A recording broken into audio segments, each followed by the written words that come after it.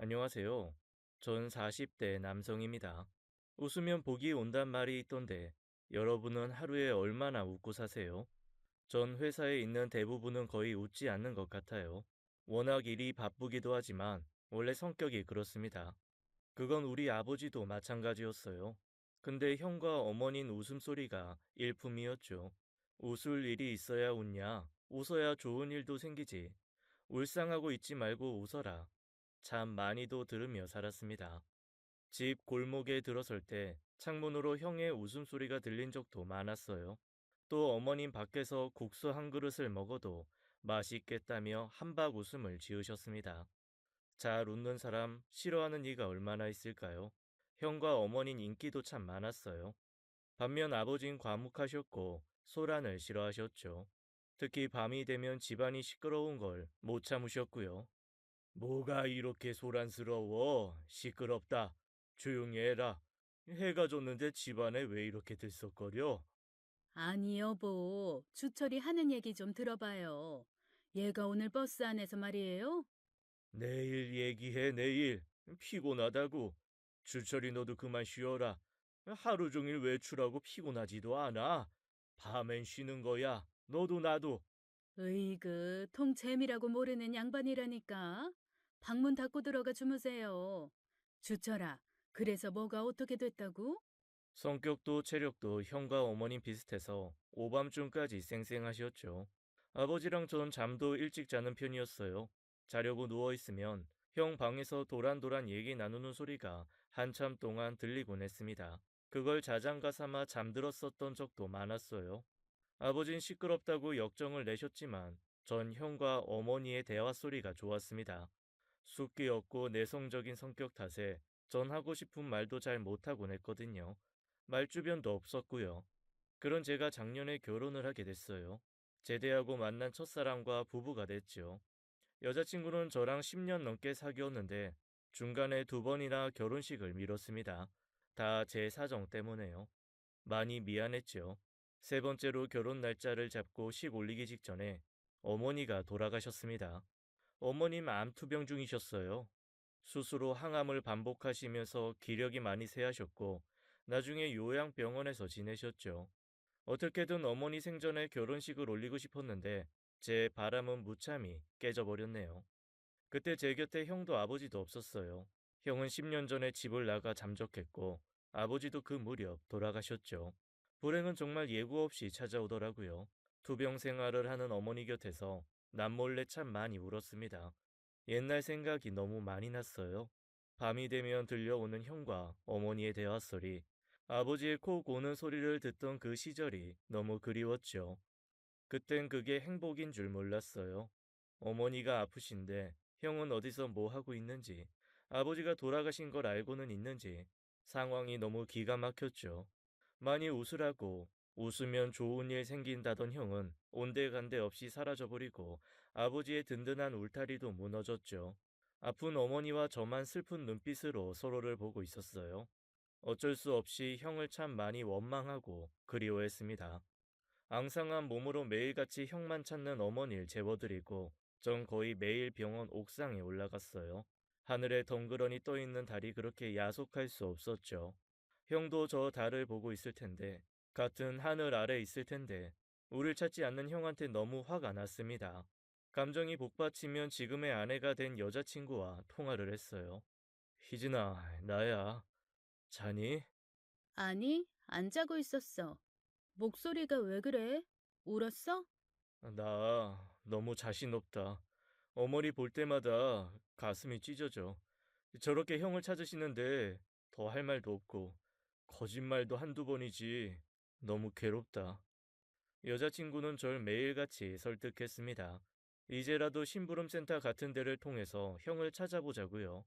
하지만 전 싫다고 했어요. 형이 제 발로 찾아와 주길 바랬습니다. 억지로 형을 찾았을 때 어떤 반응을 보게 될지 솔직히 두려웠어요.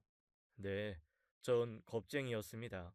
어머니는 하루가 다르게 눈빛이 흐려지셨고, 제가 봐도 사실 날이 얼마 남지 않은 것 같았죠. 매일같이 형을 찾으셨고요.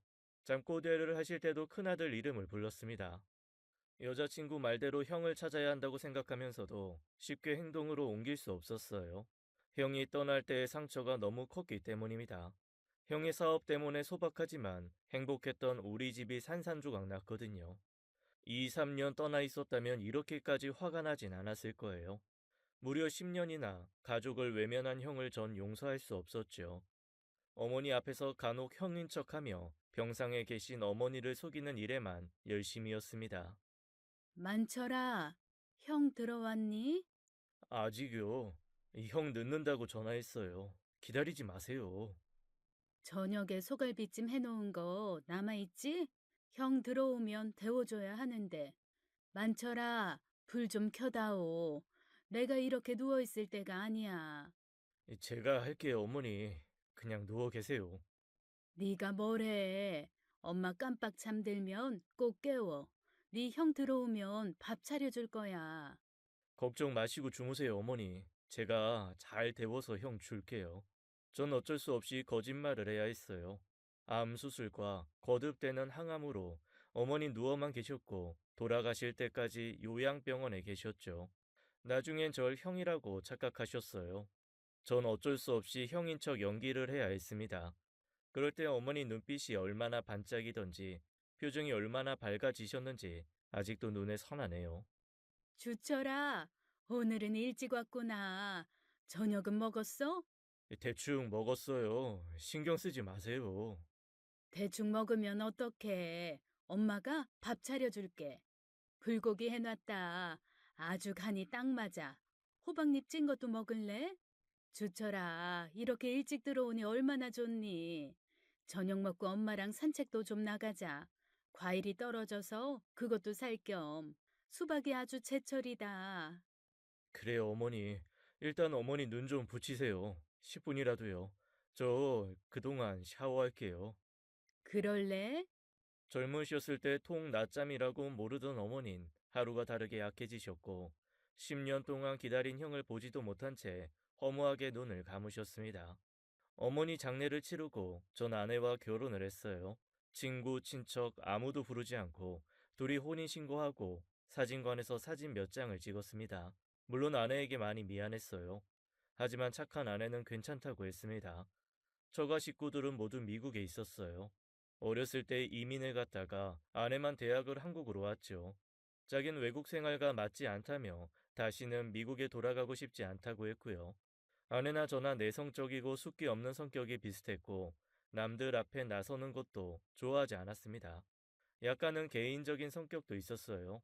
우린 둘 다 컴퓨터 공학을 전공했는데 적성에 잘 맞았죠. 일도 같은 분야에 종사하다 보니까 대화할 거리도 많고 이보다 더 좋은 친구, 연인, 가족이 없었어요. 그리고 아내 희진인 시어머니의 평범하지 않은 유언도 흔쾌히 받아들였습니다. 어머니 장례 치르고 혼인신고를 마친 후 저희 부부는 신혼집에 들어갔어요. 그곳은 어머니와 제가 살던 낡은 단독주택이었죠. 어머닌 돌아가시기 전에 제게 신신당부를 했습니다. 만철아, 꼭 그 집에 들어가 살아야 한다. 내 말 무슨 말인지 알지? 절대로 그 집 남한테 주면 안 돼. 새 주지도 말고 너희가 들어가 살아. 엄마 소원은 그거 하나뿐이야. 어머님 깡 마른 손으로 제 손을 잡고 거듭 당부하셨어요. 전 알겠다고 했지만 솔직히 아내한테 말 꺼내기 힘들었죠. 신혼집, 누가 그런 곳에서 시작하고 싶겠어요. 그런데 희진이의 반응은 뜻밖이었습니다. 자긴 좋다는 거였어요. 미국에서도 어렸을 때 주택에서 살았다며 빽빽한 아파트보다 작게라도 마당이 있고 창문이 커다란 집이 좋다는 거였습니다. 어머니 집은 2층 옛날 주택이었고 앞뒤로 나무가 심어진 작은 마당이 있었어요. 빨간 벽돌의 오래된 단독주택이었죠. 낡아서 장점보다 단점이 많은 곳이었고요. 희진인 그 집을 보고 마음에 든다고 했습니다. 오래됐지만 넓고 환기가 잘 되는 데다 텃밭까지 가꿀 수 있겠다면서요. 대충 청소를 하고 우리 함께 살기 시작했죠. 아내가 키우던 강아지 뽀미도 함께요. 첫날을 함께 보내는데 기분이 이상하더라고요. 기쁘기도 하고 슬프기도 했습니다. 이 집은 형이 집을 나가고 아버지까지 갑자기 돌아가신 후 어머니와 제가 어렵게 구해 들어온 집이었어요. 당시 돈이 없어 빚을 많이 졌어요. 외가 친척들 도움받고 제가 모은 돈 탈탈 털어 간신히 구한 집이었어요. 당시 이 집은 동네에서 흉가로 불렸습니다. 그래서 시세보다 훨씬 쌌고 동네의 애물단지였어요. 하지만 어머니와 전 그런 걸 가릴 겨를이 없었죠. 누가 여기서 급사했다, 귀신이 나온다, 범죄 현장이다. 말들이 많았지만 확실한 건 하나도 없었습니다. 집안에 갑자기 닥친 불행에 엄만 넋이 나가셨고 누구한테 조언을 구할 처지도 아니었습니다. 전 그냥 계약을 했어요. 이미 불행이 덮친 우리 집에 더 나쁠 일이 없을 것 같았어요. 육체적, 심리적으로 지쳐버린 어머니와 전 이사 직후 몇 날 며칠 잠만 잤던 것 같네요. 동네 사람들이 이 집 안 무섭냐고 무슨 일 없냐고 물어도 전 맹하게 쳐다볼 뿐이었죠. 어머닌 누가 말을 걸면 눈물부터 흘리셨기 때문에 나중엔 동네 사람들이 우리 가족을 피하더라고요. 흉가에 들어온 이유가 있을 거라며 불행히 자기들한테 옮겨가기라도 할까봐 쉬쉬하는 눈치였습니다. 그렇게 10년이라는 세월을 그 집에서 살았지만 나중 2, 3년 동안 어머님 집에 오래 머물지 못하셨어요. 암 수술과 항암에 무척 힘드셨거든요. 그래서 아내와 여길 들어왔을 때 집 상태는 말이 아니었죠. 대충 집을 치우고 첫 끼니를 짜장면으로 먹고 아내와 전 완전히 뻗었습니다. 그런데 주변이 이상하게 조용하더라고요. 강아지 뽀미가 한참 동안 보이지 않는다는 걸 그때 깨달았습니다. 뽀미야, 뽀미, 어디 갔어? 왠지 오싹한 느낌에 둘 다 벌떡 일어났는데 그제야 뽀미가 폴짝이면서 달려오더라고요. 어디서 먼지를 잔뜩 묻히고 오는데 엄청 흥분한 눈치였습니다. 이 녀석 어디 가서 뒹굴었어? 먼지 장난 아니네. 구석에 먼지가 많은가 봐. 날 잡아서 한번 싹 치우자. 강아지 뽀미는 집 안부터 시작해서 앞마당, 뒤뜰, 담벼락 사이까지 온통 휘젓고 다녔습니다. 밤에는 자다가 벌떡 일어나 어딘가를 향해 짖기도 했고요. 아내한테 뽀미 원래 이러냐고 물었더니 아니래요. 전에 살던 집에선 오히려 겁쟁이라고 할 정도로 얌전했다는 거였습니다.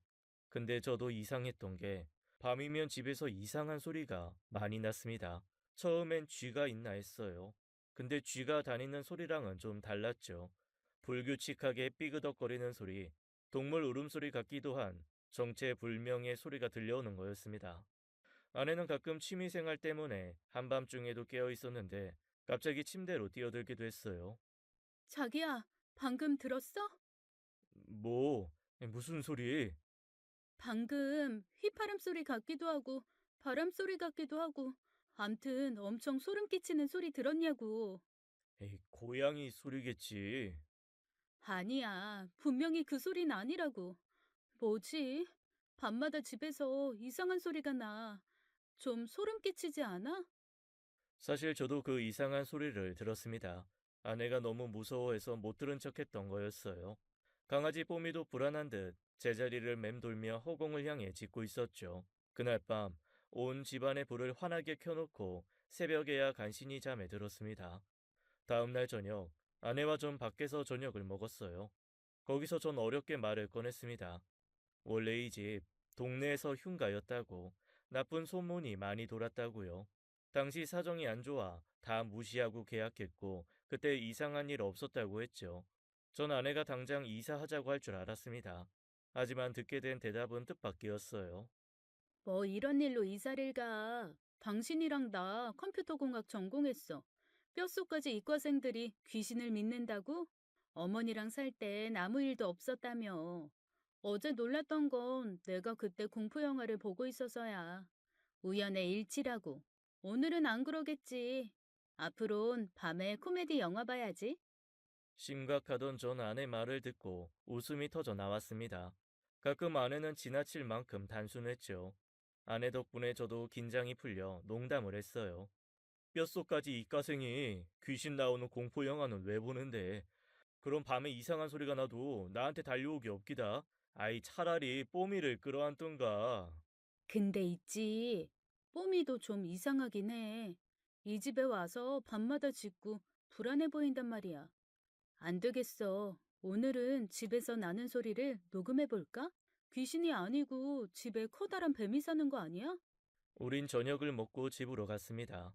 그런데 또 뽀미가 보이지 않았어요. 한참 후 2층에서 내려온 뽀미가 아내에게 안겼을 때 또 먼지가 한 문큼 딸려 나왔습니다. 강아지를 씻기고 있는데 주방에서 아내가 저한테 묻더라고요. 아침에 혹시 도시락 싸갔냐고요. 새벽에 밥을 해놨는데 이상하게 밥이 줄었다면서 찬장에 있던 누룽지랑 컵라면도 없다고 하는 거였죠. 전 아니라고 점심에 부서 사람들이랑 감자탕 먹었다고 했습니다. 아내는 이상하다면서 혼잣말을 하더라고요. 전 앞으로 밥 해놓지 말라고 먹을 사람도 없는데 괜히 쌀만 버리는 거라고 뭐라고 했죠. 그리고 그날 밤 또다시 의문의 소리가 들렸습니다. 전 서재방에 있었고 아내는 목욕을 한다고 욕실에 있었어요. 처음엔 고양이 울음소리인 줄 알았습니다. 그런데 자세히 들어보니 심상치가 않았어요. 귀신이 우는 소리 같기도 하고 갓난 아기가 웃는 소리 같기도 했죠. 게다가 벽을 타고 내려오는 소리는 기묘하고 소름이 끼쳤습니다. 소리가 울려서 집이 금방이라도 무너질 것 같았죠. 욕실에선 겁에 질린 아내의 목소리가 새어나왔어요. 여보, 자기야, 지금 어딨어? 서재방에 있어? 아니, 거실에 나왔어. 너 지금 들리는 소리 때문에 그러지? 아내는 황급히 욕실을 나왔어요. 전 뽀미와 아내를 방에 들여보내고 한밤중에 온 집안을 뒤지기 시작했습니다. 지하와 1층, 보일러실과 창고, 2층 구석구석, 앞마당, 뒷마당, 담벼락 뒤까지 꼼꼼히 살폈죠. 하지만 이상한 건 아무것도 없었습니다. 허탈하면서 괜히 화가 나더라고요. 며칠째 계속 잠을 편히 못 자니까 피곤하고 날카로워졌습니다. 그날도 불을 끄지 못하고 겨우 잠들었어요. 그리고 토요일이 됐습니다. 아내와 전 작정하고 집안을 뒤져보기로 했어요. 버릴 건 버리고 치울 건 싹 치우기로 했죠. 너무 오래 관리를 안 한 집이라 동물이 숨어 있을 수도 있고 잠든 사이에 커다란 쥐가 살 수도 있다는 게 우리 결론이었어요. 쥐가 있으면 고양이도 있을 거고 그래서 이상한 소리가 나는 게 아닐까 그렇게 생각했죠. 아니면 낡은 집의 배관 문제라거나 수리가 필요한 일일 수도 있다고 생각했고요.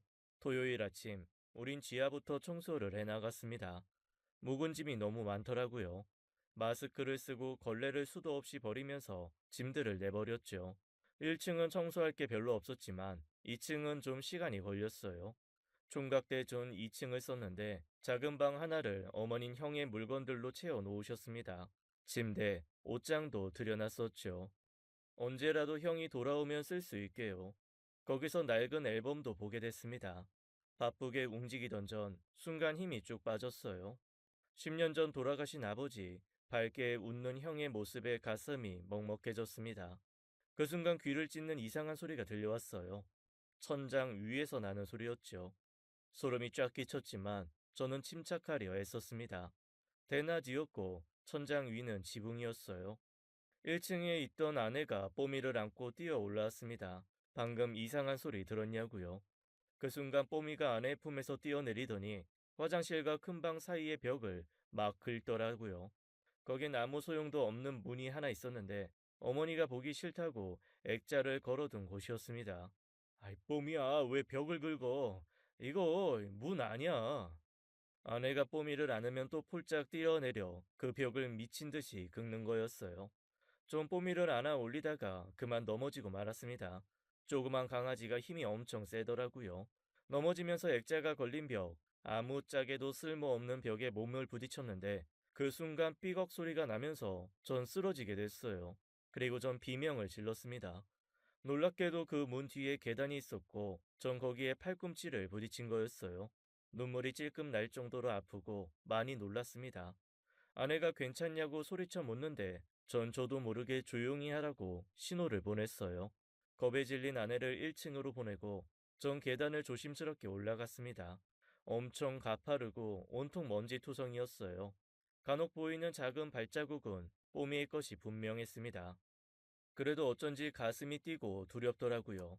빛 하나 들어오지 않는 그곳은 지붕과 2층 사이의 공간이었고 어머니와 함께 사는 10년 동안 단 한 번도 와보지 못한 곳이었죠. 전 핸드폰의 손전등을 켜고 조심스럽게 그곳에 올라갔어요. 계단 끝으로 가니 허리를 굽혀야만 들어갈 수 있는 공간이 시야에 잡혔습니다. 전 숨을 멈추고 몸을 낮춘 채 그곳 구석구석을 살폈어요.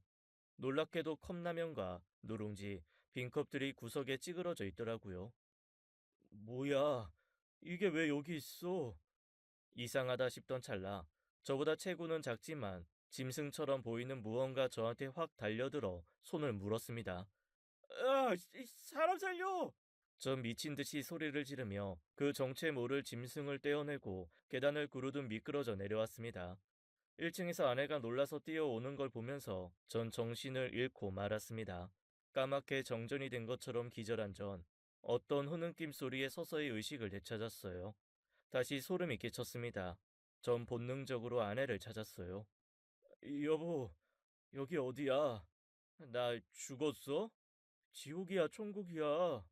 무언가 제 얼굴을 막 핥는 느낌이 들었고, 전 벌벌 떨며 눈을 떴어요. 강아지 뽀미가 제 얼굴을 막 핥고 있더라고요. 여전히 흐느낌 소리가 가까이서 들려왔습니다. 자기야, 얼른 일어나 봐. 큰일 났어. 눈 좀 떠보라고. 당신 안 죽었어. 헛소리 그만하고 빨리 일어나 봐. 아내의 다그침에 전 벌떡 일어났습니다. 그리고 다시 한번 소리를 지르며 벽 쪽으로 기어갔어요. 베란다 창 쪽에 분명 제 손을 물었을 작은 짐승이 앉아 있었죠. 그림자가 져서 어떤 짐승인지 분간도 안 됐어요. 기절한 뒤에 막 깨어난 저는 안경도 못 쓰고 흐릿한 그 형체를 벌벌 떨며 바라볼 수밖에 없었습니다. 뭐야? 여보, 경찰에 신고해. 우리 집에 이상한 짐승 있다고. 경찰에 당장 신고하라고. 당신도 위험해. 어서 멀리 떨어져. 나 손 물린 거 못 봤어? 아내는 급기야 제 얼굴에 물을 뿌리면서 뺨을 몇 대 치더라고요. 정신 차리라며 안경도 껴줬고요. 정신 차려. 짐승 아니고 애야. 그것도 어린애라고. 뭐? 전 아내의 말에 놀라 짐승이라고 생각한 존재를 제대로 바라보게 됐습니다. 그리고 큰 충격을 받게 됐어요. 아내 말대로 짐승이 아닌 사람, 어린애였습니다. 전 말을 더듬으며 누구냐고, 누군데 우리 집에 숨어 있냐고 물었고, 또 한 번 기절할 만한 대답을 듣게 됐어요. 아이는 흐느껴 울다 제 물음에 울음을 뚝 그치더니 이렇게 말하는 겁니다. 우리 아빠, 봉주철. 아빠 보고 싶어. 아빠 이름 봉주철. 무서워요. 살려주세요. 전 온몸에 소름이 돋아 제대로 말도 잇지 못했어요. 보, 보, 봉주철? 네가 그 이름을 어떻게 알아? 아빠? 아빠라고? 봉주철이? 때국 절은 새까만 얼굴에 먼지에 덮인 덥수룩한 머리, 누더기를 걸친 그 아이는 크게 고개를 끄덕였습니다. 그러면서 으앙하고 울음을 터뜨렸어요. 전 제 눈을 의심하고 말았습니다. 울음을 터뜨린 아이 얼굴에서 우리 형, 10년 전에 자취를 감춘 형의 모습이 보였어요. 너무 놀랍고 충격적이라 울고 있는 아이를 달래지도 못했죠. 아내가 그 아이를 살살 달랬고 강아지 뽀미도 아이의 무릎에 앉아 위로하더라고요. 전 놀란 가슴을 진정시키려 무척이나 애를 써야 했습니다. 몰린 손은 자국만 연하게 났을 뿐 크게 아프지도 않았어요. 너무 놀라 크게 다친 줄 착각했던 거였죠. 아내는 아이를 1층으로 데리고 갔고 저도 후덜거리는 다리로 뒤따라 내려갔습니다. 일단 좀 씻겨야 했어요. 욕실 앞에서 아내가 묻더라고요. 너 남자애니 여자애냐고요. 덥수룩한 머리에 시커먼 얼굴에 아인 성별도 구분되지 않았어요. 알고 보니 여자아이였고 아내가 욕실로 데려가 씻겼습니다. 전 물 한 잔을 단숨에 마시고 소파에 가만히 앉아 있었죠. 지금 내가 꿈을 꾸나 현실이 맞나 볼을 꼬집어 보기도 했습니다. 멍하니 앉아 있는 제 주변을 강아지가 서성거렸죠. 욕실에선 물소리와 함께 아내와 아이의 말소리가 들려왔고요. 모든 게 현실이라는 사실에 또다시 충격이 오더라고요. 전 아이가 어떻게 우리 집에 왔는지, 진짜 형 딸인지, 형은 지금 어디에 있는지 궁금한 게 한두 가지가 아니었습니다. 아내는 욕실에서 나와 자기 옷을 갖고 들어가더라고요. 곧 아이가 나왔습니다. 커다란 반팔티를 입은 아이의 머리를 아내가 말려줬고 끈으로 묶어줬어요. 그 모습을 가만히 바라보는데 심장이 막 뛰더라고요. 아무리 봐도 그 아이는 형과 너무 닮아 있었습니다. 거의 붕어빵이었어요. 씻고 머리까지 묶으니 통통한 볼과 콧망울이 드러나 이목 구비가 선명해졌죠. 딱 형 어릴 때 모습이었습니다. 전 침착하려 했으며 아이를 위해 먹을 걸 차렸어요. 뭘 좋아할지 몰라 있는 걸 다 식탁에 내놨죠. 와서 먹으라고 하니까 아이가 쭈뼛거리더라고요. 전 괜찮다고 배고플 테니 와서 먹으라고 했습니다. 아이는 식탁에 앉자마자 허겁지겁 음식을 먹기 시작했어요. 아내와 전 눈이 마주쳤습니다. 뭘 어디서부터 물어봐야 할지 알 수가 없었어요. 하지만 꼭 물어봐야 할 게 있었죠. 전 심호흡을 하고 아이한테 물었습니다. 이름이 뭐야? 봉수미. 너 여기 어떻게 들어왔어? 언제부터 위에 있었어? 아이는 손가락을 4개 펴더라고요. 저희가 이사 오기 딱 하루 전에 집에 들어온 것 같았습니다. 전 떨림을 숨기고 물었어요. 아빠는 어디 있냐고요? 그랬더니 수미가 숟가락을 딱 놓고 울기 시작했죠. 아빠 아파서 눈 못 떠요. 일어나지도 못해요. 여기 주소 알려주면서 아빠가 가버렸어요. 아빠 동생이랑 할머니 있다고요. 근데 아무도 없어서 혼자 다락방에 있었는데 난 아저씨 아줌마가 누군지 몰라서 아빠가 작은 아빠 찾아가라고 했는데 전 너무 놀라 할 말을 잃었습니다. 그리고 수미에게 전에 살던 집이 어딘지 꼬치꼬치 물었어요. 다행히 아이는 집 주소를 잘 알고 있었습니다. 여간 똑똑한 게 아니었어요. 집은 여기서 30분 거리의 동네였죠. 기막힌 심정을 간신히 누르며 전 택시를 타고 그곳을 찾아갔습니다. 주소는 낡은 건물의 10층 작은 원룸이었고 그 방은 텅 비어 있었어요. 전 미친 듯이 사정을 알아보기 시작했죠. 그 건물 1층 편의점 사장님을 통해 일이 어떻게 된 건지 알 수 있었고 전 안타까움과 괴로움에 오열했습니다. 형은 오래 병을 앓다 숨졌고 무연고자로 돼 있었어요. 아직 장례 전이었고 행정 처리도 안 돼 있었죠. 주변 이웃들은 형의 딸, 그러니까 우리 집에 있는 수미는 엄마가 데려간 걸로 알고 있더라고요. 전 그때부터 형의 마지막을 위해 여기저기 뛰어다녀야 했습니다. 형은 10년간 고생을 정말 많이 했더라고요. 수미 혼자 키우며 안 해본 일이 없을 정도였죠. 어린아이를 업고 배달 일부터 자잘한 심부름까지 했고 수미가 좀 커서는 일용직을 했다는 걸 알게 됐습니다. 너무 고생을 한 건지 몹쓸 병에 걸려 예쁜 딸 더 보듬지도 못하고 쓸쓸히 숨을 거둔 거였어요. 정신없이 형의 장례를 치르면서 많이 힘들었습니다. 형은 제대로 치료도 받지 못한 것 같았죠. 그래도 수미를 보며 마음을 다잡았어요. 아버지 어머니 곁에 형을 안치한 후에도 마음을 추스릴 수 없었습니다. 연락은 없어도 어디선가 건강하게 살아 있을 줄 알았는데 병이 들어 혼자 눈을 감은 형을 생각하면 가슴이 찢어진다는 표현도 부족했어요.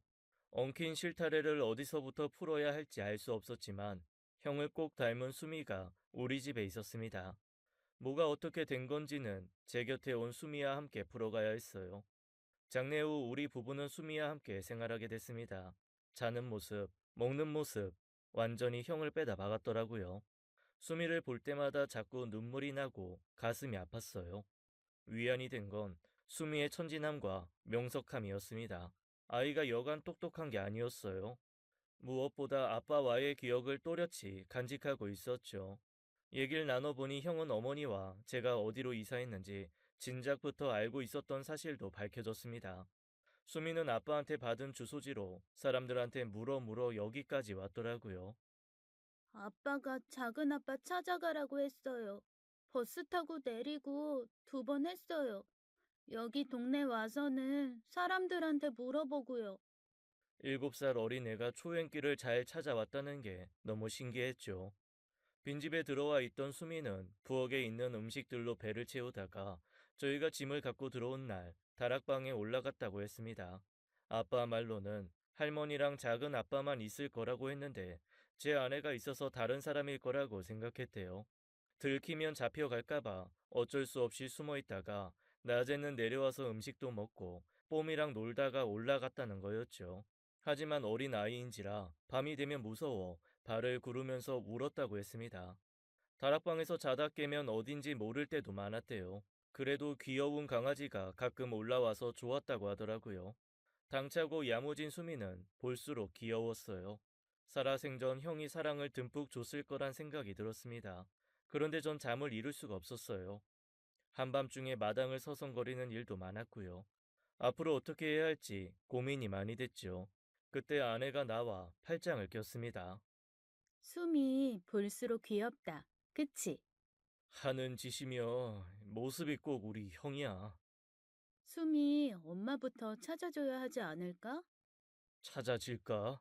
행여나 이상한 사람이면 어떡해. 갓난 아기 때부터 형이 키운 것 같은데 찾는다고 반겨줄까? 그래도 물어는 봐야지. 숨이 낳은 엄마한테. 그날 밤, 전 아주 긴 꿈을 꿨어요. 형과의 추억이 하나하나 되살아났죠. 꿈에서 형은 청춘이었고, 절 보며 환하게 웃고 있었습니다. 자면서도 눈물을 흘렸던 것 같아요. 7살 많은 형은 저와 나이 차이도 많이 났지만 성격도 달랐습니다. 형은 겁이 없고 대담했어요. 일단 체격부터 차이가 났고요. 형은 덩치도 좋고 먹성도 좋았지만 전 그 반대였죠. 또 배포랄까요? 그런 게 달랐어요. 형은 늘 이순신 장군이 롤모델이라고 하면서 옛날에 태어났으면 독립운동했을 거라고 의리를 무척 중요하게 생각했습니다. 또 말끝마다 사나이는 어때야 한다면서 의시되기도 했고요. 툭하면 저한테 쫄지 말라고 등을 툭 치고 갔습니다. 전 소심하게 반항하고요. 민철아, 사나이는 말이야. 어깨를 쫙 펴고 말이지. 당당하게 걸어야지. 이 자식이 삐쩍 마르고 키가 커서 그런가? 왜 그렇게 구부정해? 어깨 핀 거야. 잔소리 좀 하지 마. 아, 형은 살 좀 빼시지. 야, 이거 살 아니야. 다 근육이라고. 야, 안 되겠다. 너 내일부터 형이랑 새벽에 운동해. 무조건 새벽 5시 기상. 알았어? 전 형이 갖고 있는 기계, 호연지기가 없었습니다. 한편으론 형이 싫을 때도 있었어요.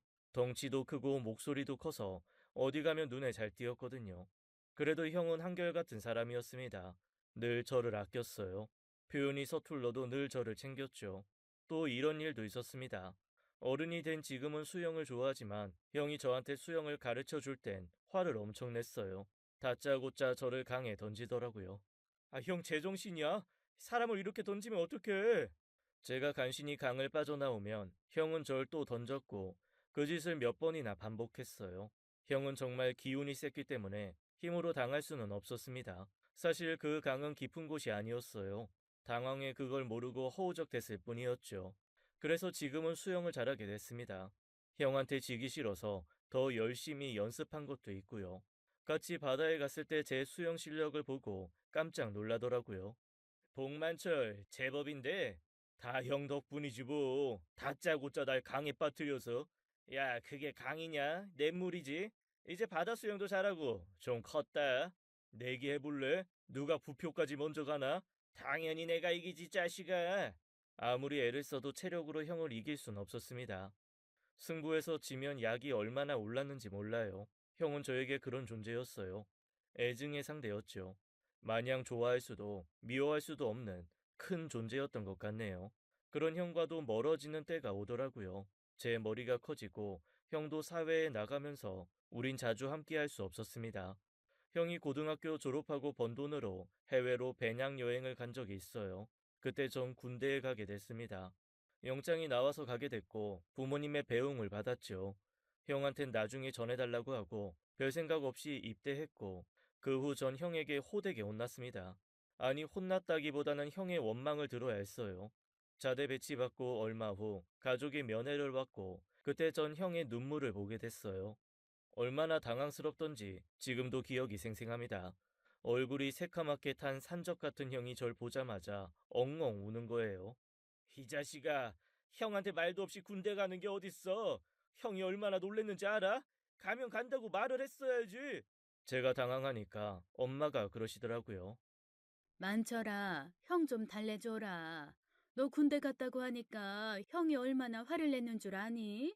자기한테 말도 없이 갔다고. 전 형한테 사과했습니다. 미안하다고 그만 좀 울라고 했던 것 같아요. 사실 형이 우는 게 창피하기도 했고요.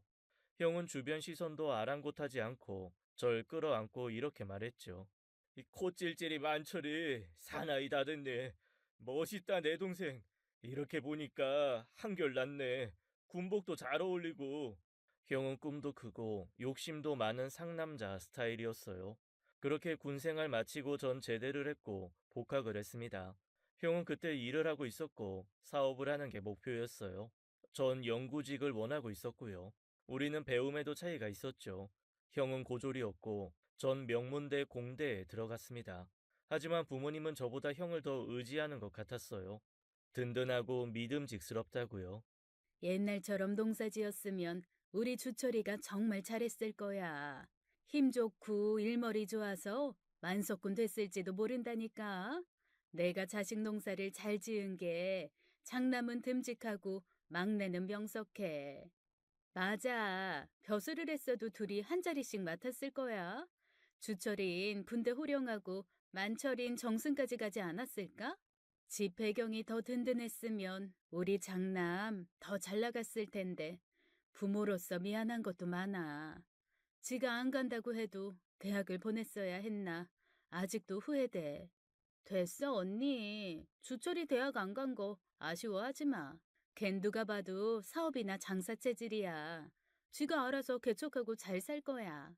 저도 이모와 같은 생각이었어요. 형은 저와 그릇이 달랐습니다. 제가 책상 머리가 맞는 타입이면 우리 형은 사람 만나고 세상 다니며 시원하게 일하는 스타일이었어요. 그런데 커서 보니까 재밌는 게 있더라고요. 형은 연애 상대를 자주 바꿨습니다. 자긴 결혼 생각이 없다고요. 대신에 좋은 여자들을 많이 만나고 싶다고 하더라고요. 그런 형을 전 바람둥이라고 실컷 놀렸죠.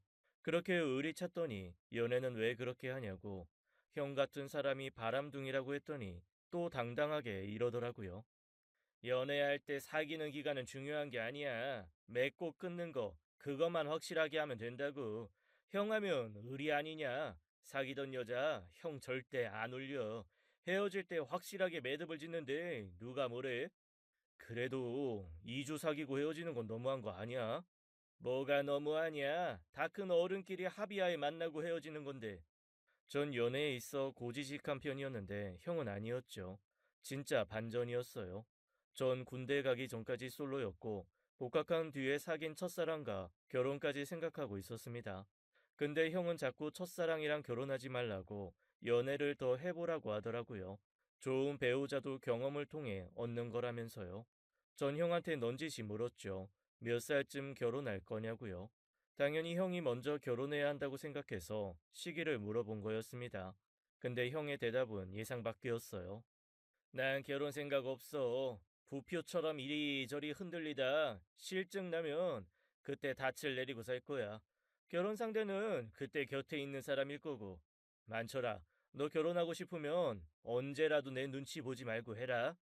저는 형이 농담하는 건 줄 알았어요. 그래서 가볍게 생각했죠. 형 흔들리다 완전히 골로 가면 어떡해. 가끔씩 먼 바다에 흘러내려가는 부표도 있잖아. 다 또 내리기 전에 완전히 길을 잃으면 어떡할 건데. 나는 안정된 삶이 좋아. 형은 아직 철이 안 든 것 같다. 나한테 좀 배워야겠네. 자식아, 내가 그러잖아. 지겨워지면 단 내리겠다고. 걱정하지 마라. 형 신경 쓰지 말고 장가 가고 싶으면 먼저 가. 그렇게 형은 연애를 이어갔죠. 형이 사귀는 여자들을 보면 가끔 황당하기도 했어요. 이상형이라는 것이 없더라고요. 언젠 초등학교 선생님을 사귀더니 다음엔 딱 봐도 노는 여자를 사귀고 대중 없었습니다. 하지만 형은 늘 이렇게 말했어요. 사람 마음이 제일 중요하다고요. 좀 웃겼어요. 제 눈엔 아무나 만나는 것 같은데 자기 나름대로 철학이 있다고 하니까요. 전 첫사랑인 여자친구와 진득하게 사귀면서 결혼 시기를 조율하고 있었죠. 여자친구는 저랑 비슷한 타입이었어요. 시끄러운 거 싫어하고 조용히 회사, 집만 오가면서 착실하게 월급 모으는 스타일이었죠. 하지만 전 예정된 날에 결혼식을 올릴 수 없었습니다. 형의 사업 실패 때문이었죠. 10년 전, 형은 야심차게 시작한 사업을 다 말아먹고 자취를 감췄습니다. 담보 잡힌 부모님 집까지 날려먹고 하루아침에 사라졌어요. 심지어 아버지는 그 충격으로 쓰러져 돌아가시게 됐고요. 형의 사업 실패는 혼자만의 실패가 아니었습니다. 한 가족이 분비박산 났으니까요. 저도 형에 대한 원망이 컸습니다. 형이 그 사업을 한다고 했을 때 어머니 빼고 저와 아버진 많이 말렸어요. 형은 신소재 사업을 하고 싶다고 했습니다. 유럽 여행 가서 알게 된 지인이 자기한테만 알려줬다면서 사업을 먼저 시작해야 시장을 선점할 수 있다고 했어요. 그러면서 부모님께 손을 빌렸죠. 집을 담보로 대출을 받아달라는 거였어요. 아버진 절대 안 된다고 하셨죠. 어머닌 형과 아버지 사이에서 안타까워하셨고요. 그러면서 저한테 아버지를 설득해 달라고 했습니다. 만철아, 형이 한다는 사업 좀 알아봐. 내가 듣기에 영 엉뚱한 소린 아닌 것 같은데 네가 좀 알아보고 아버지 좀 설득해 보면 안 되겠니? 회사 일로도 머리가 터지겠는데 형 사업 아이템까지 들여다봐야 돼. 그리고 엄마 사업 아무나 하는 거 아니에요. 나도 집 담보로 형 사업 자금 주는 거 반대야. 형은 경험이 더 필요하다고요. 전 만사 귀찮았습니다. 형이 그냥 평범한 장사를 하거나 식당을 차리는 게 낫다고 생각했어요. 하지만 형은 그렇게 고집을 부렸죠. 솔직히 형은 그 분야의 지식도 없었고 유럽에서 왔다는 지인한테 휘둘리는 느낌이었습니다. 형은 사업 준비를 한다고 저한테 관련 논문을 좀 찾아서 해석해 달라고 했어요. 전 그것도 싫다고 했습니다. 많더라. 이 신소재가 외국 논문엔 자료가 많이 나와 있대. 네가 찾아서 해석 좀 해줘라. 형은 영어에 재능이 없잖아. 가방끈도 짧고. 만철이 네가 조금만 도와주면 될 것 같은데. 싫어 형. 나 요새 회사 일로 엄청 골치 아파.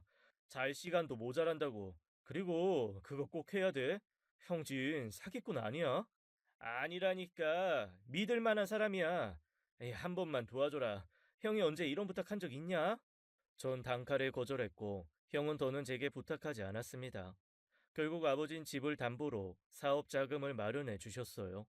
하지만 형의 사업은 빛을 못 보고 쫄딱 망해버렸죠. 가진 거 없이 시작해 번듯한 집까지 사고 아들 둘 잘 키운 걸 자랑스러워하던 아버진 충격으로 쓰러지셨고 다시 눈을 뜨지 못하셨어요. 형은 집을 나가 잠적했고요. 엄만 매일 눈물바람이셨습니다.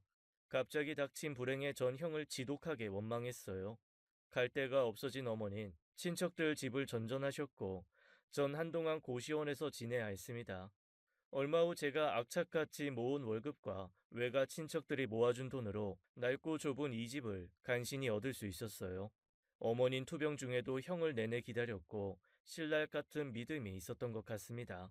이사한 집으로 형이 어떻게든 찾아올 거라고요. 그래서 당신이 세상을 뜬 이후에도 이 집에 살기 바라셨던 거였죠. 역시 어머니 예감은 맞았고 기적처럼 수미가 이 집을 찾아온 거였습니다. 혼자 딸을 키웠을 형을 생각하면 안타까우면서 화가 났어요. 진작 좀 찾아오지.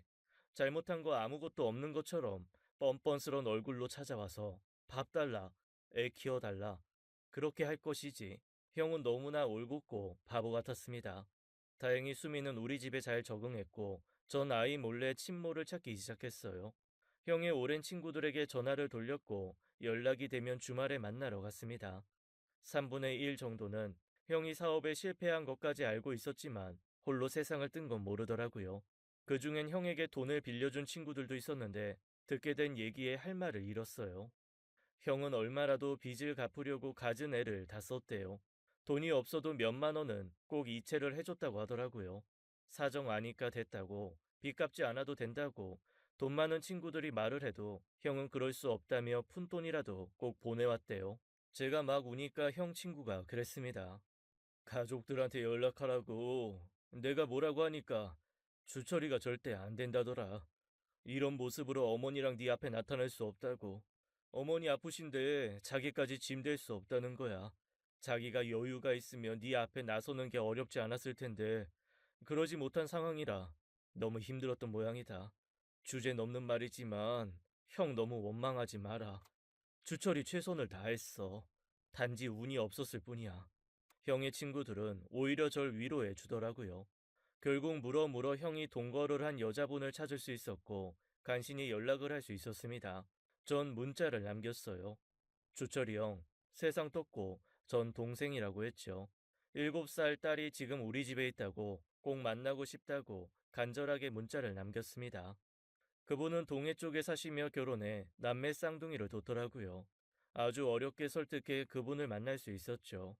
수미의 친모는 저와 만나는 자리가 무척 불안하고 힘들어 보였어요. 저를 보는 눈빛도 싸늘했죠. 빨리 그 자리를 벗어나고 싶은 것 같았습니다. 그러면서 이렇게 만나는 건 이번 한 번뿐이라고 강조를 하더라고요. 하도 귀찮게 굴어 어쩔 수 없이 나온 거라면서요. 지금 살고 있는 남편은 본인이 수미를 낳았다는 사실을 모른다고 했습니다. 형과의 동거 사실도 모른다고 했어요. 그러면서 형과 갈라설 때 수미에 대한 모든 걸 포기하기로 합의를 받고 지금까지 그렇게 살았다고 수미를 다시 맡길 생각은 하지 말라더라고요. 자식 있어요? 결혼은 했고요? 수미, 형 자식이니 직접 키우시는 건 어때요? 뭐 그거야 본인 마음이겠지만 어쨌든 전 그 아이 데려다 키울 수 없는 상황이에요. 앞으로 다시는 저 찾아오지 마세요. 수미한테 제 존재조차 알려주지 마시라고요. 알겠어요? 자긴 과거를 잊고 살고 싶다며 황급히 자리를 뜨더라고요. 속상한 마음 가눌 길이 없었습니다. 그렇게 전 허탈함을 느끼며 집에 돌아왔고 곰곰이 생각해 봤어요. 수미를 입양해 키우라는 그 여자의 말이 머릿속을 떠나지 않았죠. 사실 아내와 전 자식을 낳고 살지 않기로 했습니다. 딩크로 부부끼리만 살기로 하고 결혼했어요. 다 우리 두 사람의 건강 때문이었죠. 아내는 성인이 된 지금도 아토피로 고생하고 있습니다. 회사 다니면서 본인 몸 돌보기가 힘들었어요. 게다가 전 정자 활동에 문제가 있었죠. 둘 다 특별히 자식 욕심이 없기도 했고요. 어렵지 않게 딩크로 합의를 받고 얽매인 데 없이 자유롭게 살기로 했습니다. 수미는 우리 동네에 있는 유치원에 다니기 시작했고 집에 방 하나를 수미 방으로 꾸며줬어요. 아이는 서서히 안정을 찾아갔고 밝은 성격을 보여주기 시작했습니다. 자기야, 완전 특종. 아까 나 수미랑 같이 찜질방 갔다? 완전 재밌었어. 진짜? 당신 목욕탕 가는 거 싫어하잖아.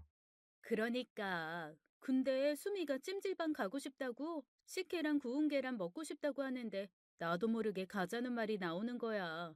그래서 갔는데 웬걸? 내가 더 재밌었어. 다음엔 당신도 가자. 거기 미역국도 엄청 맛있더라고. 수미랑 나랑 한 대접은 먹었을 거야. 알고 보니 수미는 형과 찜질방에서도 지냈더라고요. 이제는 수미가 어느 한 곳에 정착했으면 하는 마음이 들었습니다. 그리고 얼마 뒤 아내로부터 뜻밖의 말을 듣게 됐어요. 사실 전 입양 얘기를 전혀 꺼내지 못하고 있었습니다. 아내에게 부담을 줄까봐 망설여졌어요. 스스로도 자신이 없었고요. 그런데 아내가 먼저 그 얘기를 꺼냈습니다. 이제 곧 연말이고 내년에 수미 학교 가야 하는데 어떻게 하면 좋냐면서 그냥 우리가 계속 데리고 살면 안 되겠냐고 아예 입양을 하는 게 어떻겠냐고 하더라고요. 수미를 보면 눈동자에서 뭐가 읽혀. 마치 오래전부터 알고 지낸 기분이야. 당신을 닮아서 그런 건가? 내 생각 어때? 당신도 고민하고 있었던 거 아니야? 전 너무 놀라 입을 다물지도 못했어요. 어떻게 그런 생각을 했냐고 물었더니 자기도 모르겠대요. 분명한 이유는 없지만 수미가 우리 집에 있는 게 가장 자연스럽고 좋은 일일 거라는 생각이 들었다는 겁니다. 전 막 눈물이 쏟아졌어요. 얼굴 다 구겨지고 눈물 콧물 다 쏟아냈죠. 수미 친모 만나고 온 뒤 내색도 못하고 많이 속상했는데 한꺼번에 보상받는 기분이었습니다. 전 아내를 끌어안고 엉엉 울었어요. 희진아, 고맙다. 정말 고마워. 왜 이렇게 울어? 너무 우니까 당황스럽잖아. 내 어깨 다 젖겠다. 수미 당신 울음소리 듣고 깨면 어떡해? 애 놀래. 결국 우리 부부는 수미를 입양해 딸로 키우게 됐습니다. 강아지 뽀미까지 합세해 둘이던 우린 넷이 됐어요. 밥을 먹다가 TV를 보다가 수미가 절 빤히 볼 때가 있네요. 제가 얼굴에 밥을 묻었냐고 바보 흉내내면 수미는 소리내서 웃다가 이렇게 말하곤 합니다. 제 얼굴에 아빠의 얼굴이 있다고요. 너무 신기하다나요? 몰랐는데 저도 나이가 들고 얼굴에 살이 찌면서 얼굴이 형과 비슷해지고 있었어요. 살아생전 형은 수미에게 제 얘기를 엄청 했나 보더라고요. 엄청 똑똑하고 잘났다고요. 그러면서 이렇게 덧붙이네요. 내가 작은 아빠 닮아서 수학 잘하나? 아빠가 그랬어. 공부는 작은 아빠처럼 하는 거라고. 나중에라도 만나면 꼭 작은 아빠한테 공부 배우랬어. 근데 수미야, 그거 알아? 작은 엄마도 수학 되게 잘한다. 심지어 영어로 말도 잘해. 와, 우리 수미는 집에 선생님이 두 명이나 있네. 짱이지? 초등학교 입학을 앞두고 수미는 무럭무럭 자라고 있습니다. 책도 많이 읽고 하나를 가르쳐 주면 열을 아는 수미가 우리 집 1호 보물이에요.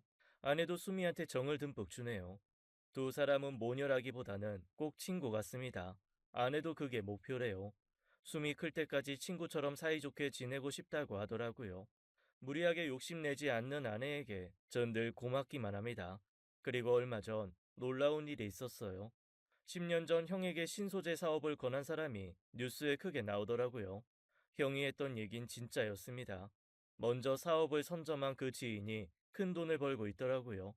형에게 너무 미안했습니다.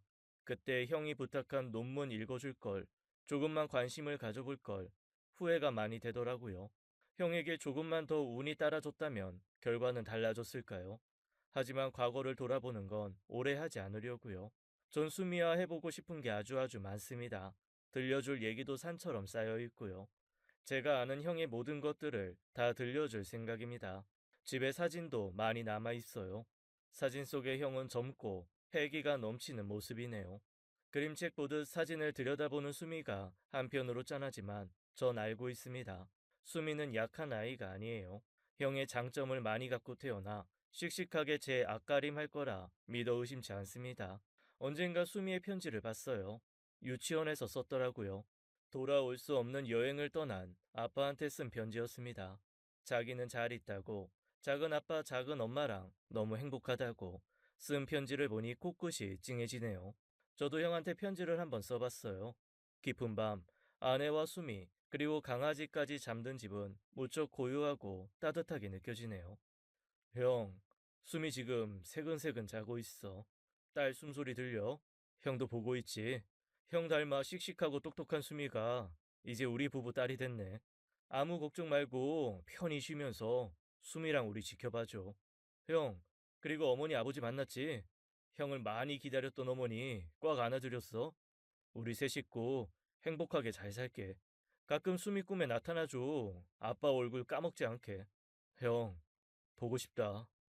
보고 싶다는 글자 위에 눈물이 한 방울 떨어졌네요. 나이 들면서 왜 이렇게 눈물이 많아지는지 모르겠어요. 빨리 행복한 생각을 해야지 안 되겠네요. 계속 울면 가족들이 깰지도 모르거든요. 제가 코만 훌쩍여도 서로 휴지를 갖다 주겠다고 난리여서요. 삶의 시계는 지금도 흘러갑니다. 행복이라는 게 있다면 이런 게 아닐까요? 편안한 집에서 사랑하는 가족들의 새근거리는 소리를 듣는 거요. 제 사연은 여기까지입니다. 이야기 들어주셔서 감사합니다. 건강하시고 행복하세요. 지금까지 사연 읽어주는 남녀였습니다. 끝까지 함께 해주신 여러분 감사드리며 저희는 다음 사연으로 돌아올게요. 감사합니다.